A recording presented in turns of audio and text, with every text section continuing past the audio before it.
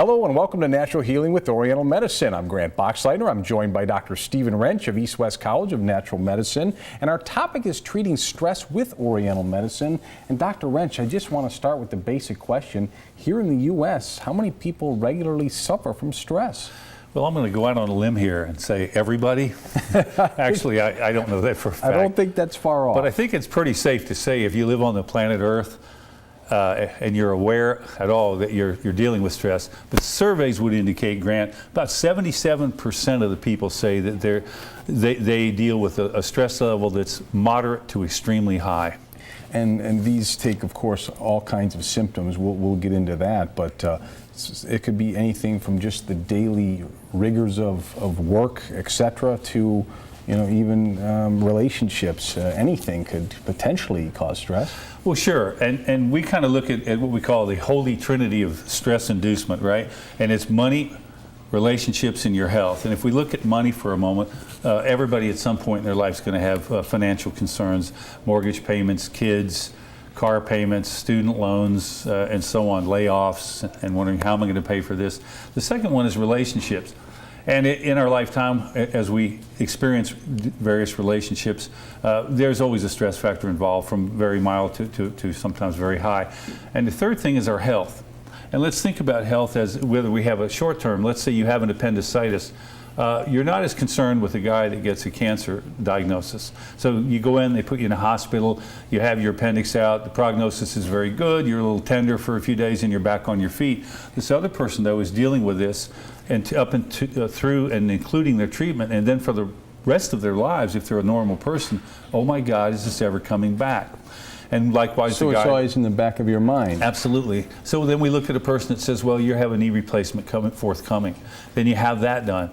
While it's probably not near as bad as a cancer diagnosis, but then they say, but in 10 years or so, we're going to redo that again. So it's a question of health. And so the other things that might be your kids, and everybody out there that has kids, you know exactly what I'm talking about. And so maybe you have a parent that can no longer take care of themselves and they move back in with you and you're dealing with that. You're trying to be a caregiver and maybe that's not your thing. Right. It's hard for you, you don't have the training for it, and you have to bring a professional in. It also, all these things can cause stress in your daily life. Absolutely. Also, we don't want to overlook a really big one is work stress in the workplace. You wouldn't know anything about that, of course, would you? Right, and but yes, that can appear with coworkers, and absolutely, even dealing with management and dealing with clients. All kinds of potential issues could arise with that. So we're going to be talking as we go through here about managing these stress levels. But is there anything else that would contribute potentially to these stress levels?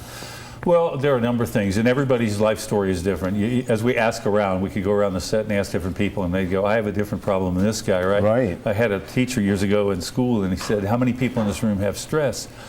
And at first, we're all very sheepish, and nobody put their hand up. Finally, everybody started sneaking their hand up, and he looks at us and he goes, get rid of it. And we all went, well, wouldn't that be nice if we could just turn it on and turn it off? But we can't, and that's why we're going to talk about all these things on today's program. Yes, and with everything going on in the world, is stress, fair to say, on the rise? Absolutely. It's that old thing, I don't have any good news for you today except how we're going to treat it. But it's on the upswing exponentially. And 44% of the people surveyed say they have a marked increase in their stress in just the last 5 years. So you don't have to be a mathematician to go, if it's that bad, what's another 5 going to be, or another 5 after that? But it seems like in this day and age, people are more aware of their health, they're more aware of fitness. The financial markets, at least around the world, the economy seems to be going. So there are little things in your life that you could potentially turn to, not as an Oriental medicine way to treat this, but just looking at the world optimistically, I would think could potentially give you some reason to have less stress in your life. Is that fair? That's fair to say. The problem is, though, that the way we have to deal with stress is we either hold the stress inside, right? We do nothing about it, or we find an outlet for it, or we treat it through some medical means. And that brings us to our Eastern and Western comparison. And I think we're going to talk about that a little later in the program. Or do you want me to talk about that right now? No, we can. We talk about these physical symptoms. We can start there, and then we'll work into the treatment. So the physical symptoms of stress, it would seem to me, could be all kinds of things. High blood pressure, perhaps. Yeah, down the road. The first thing might be just a simple headache. It could be dizziness. It could be insomnia, obviously, when we're stressed. We ask this question in the traditional Oriental medicine. Do you have trouble falling asleep at night? And the majority of people go, oh, yes, I do. So we've got that. We've got insomnia. Could be simple muscle tension in your neck, upper back, and shoulders. So lack of sleep, muscle tension. Lack of appetite. It could be digestive disorders. It could be... if you're battling weight issues, can that rear itself in the form of stress on your body? It can. When in terms of the psychological effects, when we talk about dealing with stress, we have irritability, that we have angry outbursts, we have mood swings, mood changes, and so on. People go, "What's up with you? You're acting different today."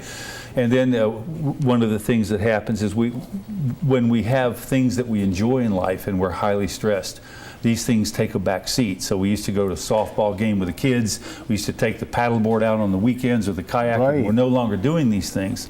And we're now staying indoors a lot more than we're going outdoors. So these could be cues that something may be at odds with your body and stress. Yes, and we also know that some of the psychological things can lend themselves to physical. Anything that's mental will ultimately become physical.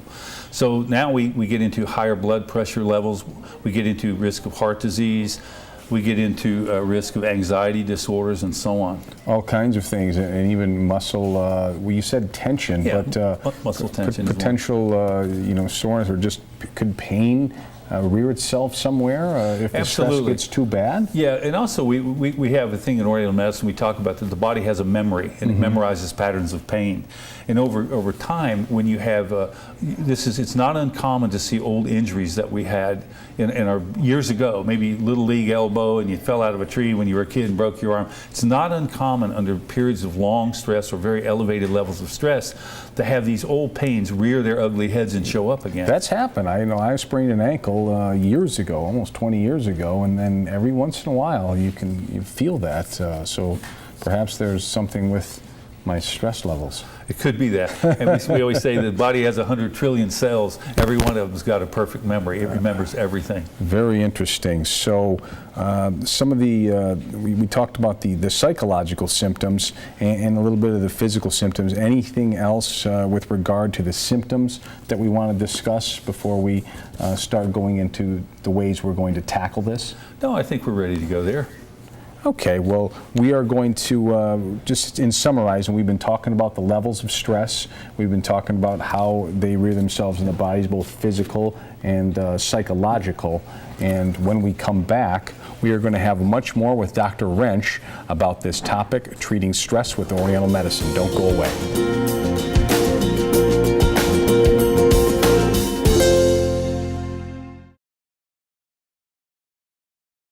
Opioids are now a public health emergency in Florida. So what have you been prescribed for your pain?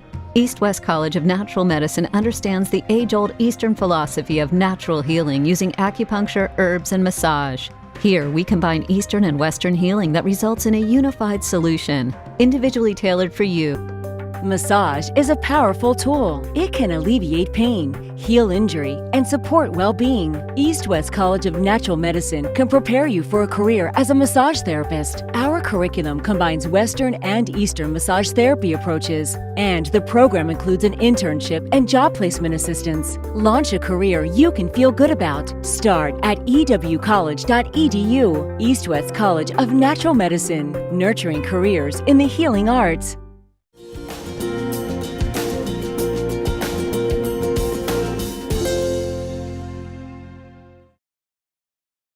Welcome back. I'm joined by Dr. Wrench. We've been talking about treating stress with Oriental medicine, and so far we've established that pretty much everybody suffers from some kind of stress, and I guess the statistics were somewhere in the 70 to 80% range. Correct. But and we've also talked about ways that some of these stress levels can show themselves in the body, both physical and psychological. And just in reviewing that, you talked about some muscle tension and even blood pressure if it gets bad enough. Oh, absolutely. One of the things we'll talk about more in depth later in the program is the stress hormone release. It's called cortisol. And cortisol is not a good thing. And so the more that we elevate those cortisol levels, right, and they elevate in relation to the stress we're having, then there's a myriad of health concerns that we'll have and we'll talk about. And the psychological, just thinking about what could be coming next if something's happened in your life and focusing on that can be a problem for you. Absolutely, and there has to be something that we do for this and not just hold it inside. We have to treat it one way or the other, and we'll talk about that later. Because it's almost like a pressure cooker. Oh, absolutely. To keep it inside. Yeah, it's just a matter of time before it gets a lot worse. All right, Dr. Wrench. So now let's go to the East West College of Natural Medicine and see a treatment demonstration to treat stress up close with Dr. Brandon Fuller. Thank you, Grant. Hi, I'm Dr. Brandon Fuller of East West College of Natural Medicine, and this is a student here at the college, Wyatt Jenkins. Today we'll be discussing stress and showing you a little sneak peek of how we deal with stress. Wyatt, I hear that you're a little stressed today. It's around midterm times. Yeah, it's a fairly stressful period of time. Okay. Intensity and study. Yeah, that's understandable. It's a tough program. So what we're going to do today is we'll ask you a couple of questions just to get a feel for what your stress is. On a scale of 1 to 10, what would you say your stress is? Probably at least a 7. A 7. That's pretty intense. That's pretty high. So generally what we do at this point is we discuss a little bit more and go a little bit more in depth into Wyatt's personal life and his schooling. This varies from individual to individual, as you all know, because we're not all created equal. We're all have our little quirks and our own separate problems at home. So Wyatt, what I'm going to have you do is I'm going to have you lay down with your head over here and your legs resting right here, and then we'll begin a little acupuncture for you. All right, are you comfortable? Very. That is the key to the success for this treatment. So as you've seen in some of our past episodes, we generally start out by swabbing some of our points, some of our acupuncture points, and needling a couple of them. The stress management treatment will vary depending on the person, what types of medications you're on, any types of herbal supplements you may be on also. So what we're going to do today is just a slight demonstration to show you how to treat some of Wyatt's stress. And while we're doing this, I'd like to tell you a little bit about other ways that acupuncture can help. So acupuncture can help not just with stress management, but also traumatic injuries, right? Traumatic injuries, as we think of them, doesn't just have to be, you hurt your leg or you hurt your arm or you hurt your shoulder. Traumatic injuries can also be a psychological injury, right? And we've seen that from time to time with veterans that come back from Afghanistan or from around the world, wherever they may be, right? And so treatments like this can help reduce the stress that a veteran may be feeling. There's also well-known treatments that the military is using right now. One of them is called battlefield acupuncture, right? And battlefield acupuncture is showing quite a lot of success in helping veterans get through that reintegration period, right? So in just a couple of minutes, we'll snap to a picture of the ear and we can show you as I needle some of the points in the ear and show you what that looks like. All of this is meant to be painless.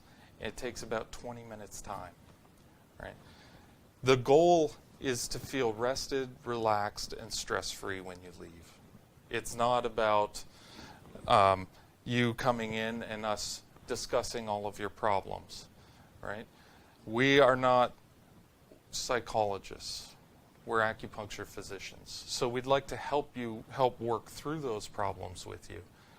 But we can also work in conjunction with a psychologist. Okay. How are you doing, Wyatt? Very well, thank you. Excellent. So now I'd like to place some of the needles in Wyatt's ear so that we can show you.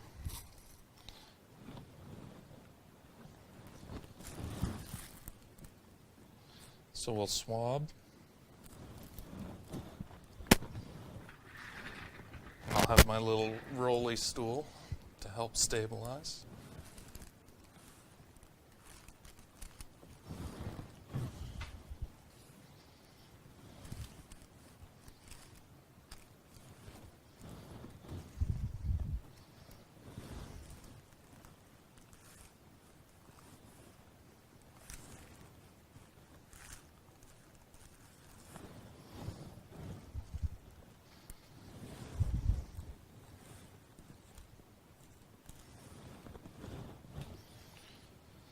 So with 5 needles, we can see that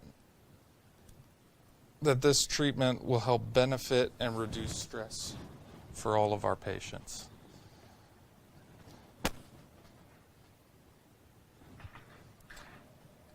How are you? How does that feel?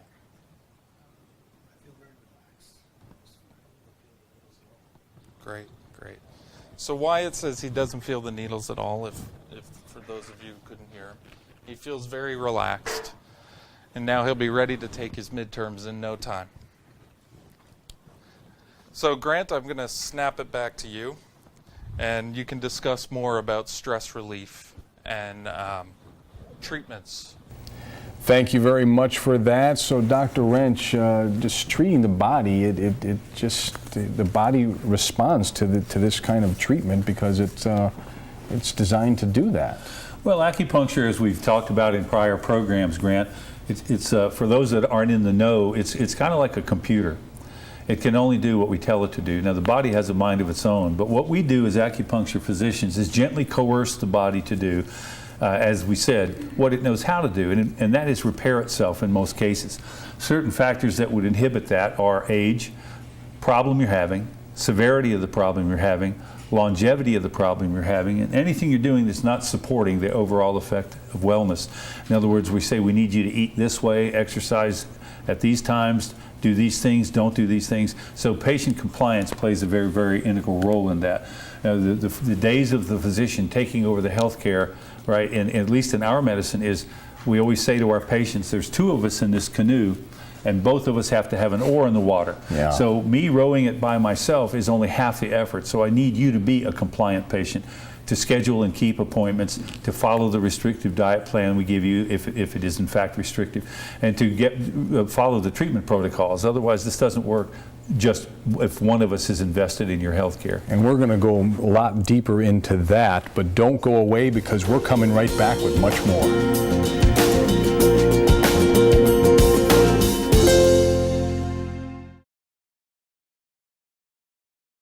Opioids are now a public health emergency in Florida. So what have you been prescribed for your pain? East West College of Natural Medicine understands the age-old Eastern philosophy of natural healing using acupuncture, herbs, and massage. Here, we combine Eastern and Western healing that results in a unified solution, individually tailored for you. Massage is a powerful tool. It can alleviate pain, heal injury, and support well-being. East West College of Natural Medicine can prepare you for a career as a massage therapist. Our curriculum combines Western and Eastern massage therapy approaches, and the program includes an internship and job placement assistance. Launch a career you can feel good about. Start at ewcollege.edu. East West College of Natural Medicine, nurturing careers in the healing arts.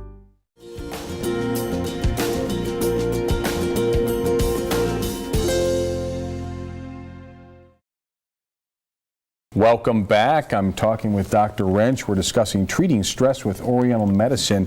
One question I have is, how much of a financial impact does stress have on our healthcare system? We hear so much about healthcare in the news. Yeah, well, it has a tremendous impact. In fact, if we just look at 2017, Grant, we're talking about a $15 billion impact. That's with a B. It is with a B, and it's unfortunate because that's $3 billion more than 2016. So as you mentioned earlier in the show, this problem is getting worse. It is, and it's not going to, and as we always say, it's going to get a lot worse before it gets better. And on another note here, if we talk about workplace stress in the workplace, that was a medical expenditure last year of $290 billion with a B dollars. And look for that to get worse as well. That's a lot of money, and a lot of people working. You can just do the math. Now, the treatments for stress, they differ from the Western approach and the Eastern approach, don't they? Somewhat, yes, they do. First, we'll look at the Western medical model. And in Western medicine, we always say that Western medicine walks primarily on two legs. Number one, pharmaceutical medicine. Number two, surgical medicine. So we can rule out surgery as a part of this protocol for sure. But we look at the pharmaceutical as kind of the go-to medicine. And so largely what is done is the prescription sedatives are utilized, or antidepressants. So those are stress relievers. These aren't to be confused with opiates.